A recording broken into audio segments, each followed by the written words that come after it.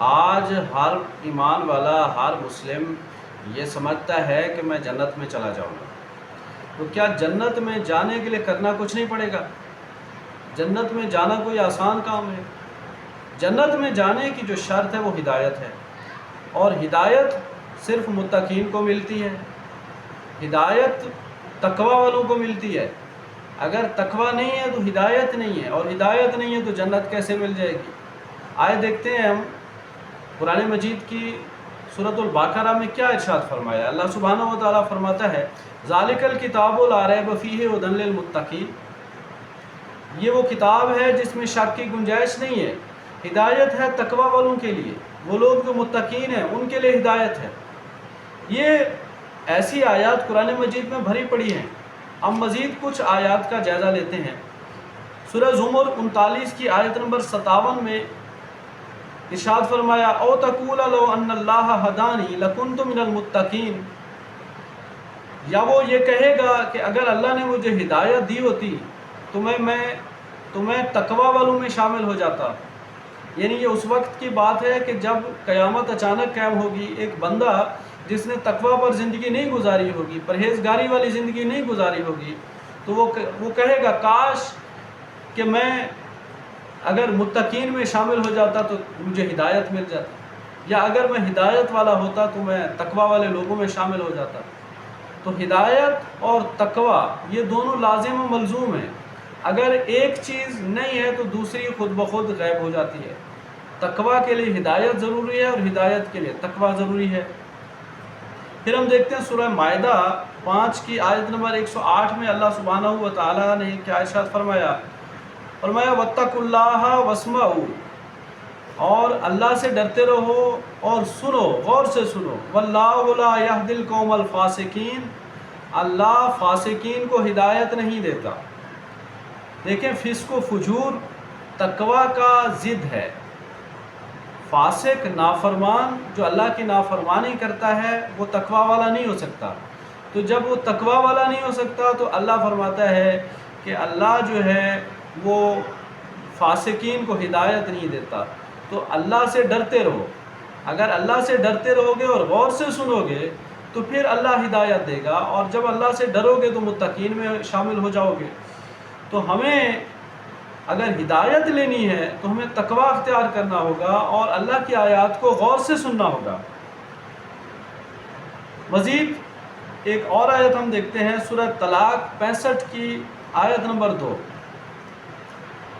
فرمایا وَمَن يَتَّقِ اللَّهَ يَجْعَل لَّهُ مَخْرَجًا، اور جو اللہ سے ڈرتا رہے اللہ اس کے لیے راستہ نکال دے گا۔ کس چیز کا راستہ؟ اسلام کی طرف جانے کا، بھلائی کی طرف جانے کا، ہدایت کی طرف جانے کا راستہ۔ جو اللہ سے ڈرتا رہے گا، جو تقوی اختیار کرے گا، اللہ اس کے لیے راستے نکال دے گا، اللہ اس کو دین کی سمجھ عطا فرما دے گا۔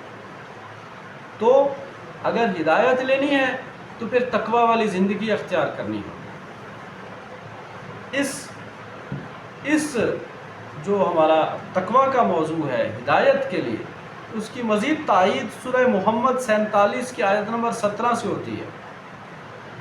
فرمایا وَالَّذِينَ اهْتَدَوْا زَادَهُمْ هُدًى وَآتَاهُمْ تَقْوَاهُمْ، اور وہ لوگ جو ہدایت یاب ہوئے اللہ نے ان کی ہدایت کو مزید بڑھا دیا۔ کیوں؟